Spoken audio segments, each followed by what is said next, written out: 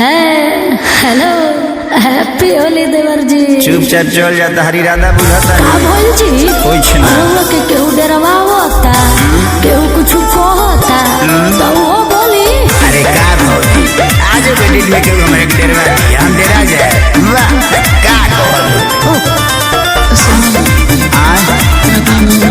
का किस कलर एकरा आगे कुछ ना तो बानर बना दे होली में हो जाई बदतमीज देवरो रंगता है कोई गुचीज देवरो तेहू मार ले बरिस का भौजी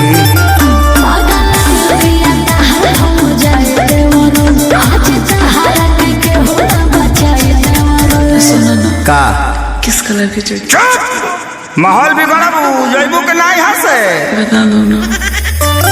लइका जवान बुढ़ाओ के रंगला से घेरतिया चौवादी के अरे भौजी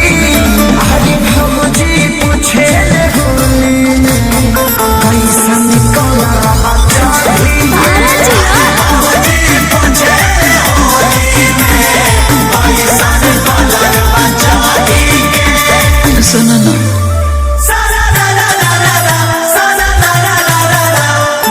म्यूजिक बजे दे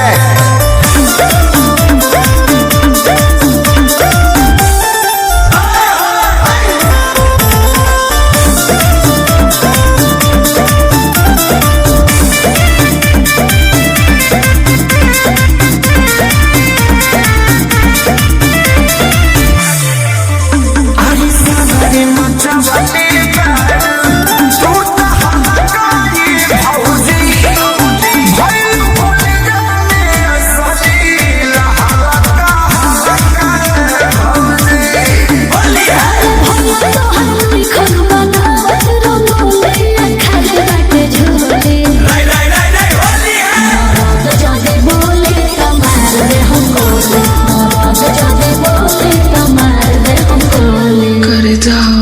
जी भौजैया बोल अब कॉलर मत पूछी है बता दो ना। साथ छुछुनरे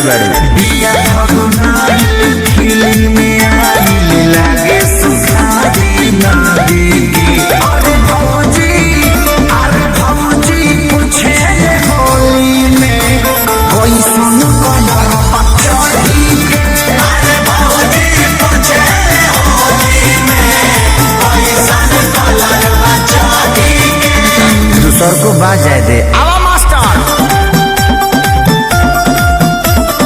जिया हो जी कहा देता रे हो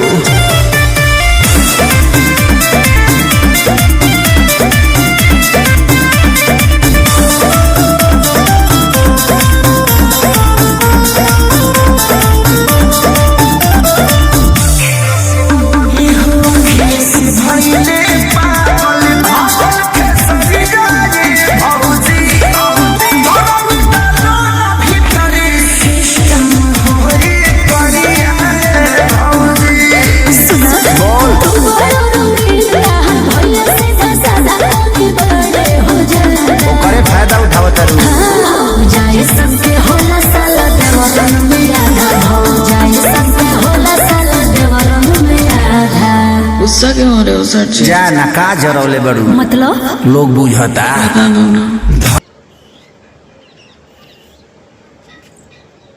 हेलो फ्रेंड अजय सुडांस से आप सभी का स्वागत करते हैं। आप कैसे हैं? उम्मीद करते हैं जब बहुत ही अच्छे रहिए, सुस्त रहिए, मस्त रहिए, अपने काम में व्यस्त रहिए फ्रेंड। और उम्मीद करते हैं आप सब अच्छे ही रहिए और मुझे भी आशीर्वाद दीजिए, दुआ दीजिए करिए कि हम भी ठीक रहें और आप सब अच्छा न्यू वीडियो डालते रहें। और आप सब मेरा वीडियो जरूर से ज़रूर देखिएगा फ्रेंड। और कैसा लगता है कैसा नहीं प्यारा कमेंट में बताइएगा। अच्छा लगे तो एक लाइक सब्सक्राइब कमेंट करना ना भूलिएगा और ज़रूर से ज़रूर कर दीजिएगा। जो नए हैं चैनल को सब्सक्राइब कर लीजिएगा ज़रूर से। और फ्रेंड मैंने बहुत ही होली पे बहुत ही प्यारा सॉन्ग पे बनाया वीडियो, आप सब बहुत ज़्यादा देखिएगा और शेयर कीजिए ज़्यादा से ज़्यादा और लाइक कीजिएगा और अच्छा लगे तो ज़रूर कमेंट कर दीजिएगा। और तब तक मेरे वीडियो में बने रहिए और देखिएगा मेरा वीडियो फुल। अच्छा लगे तो ज़रूर बताइएगा फ्रेंड।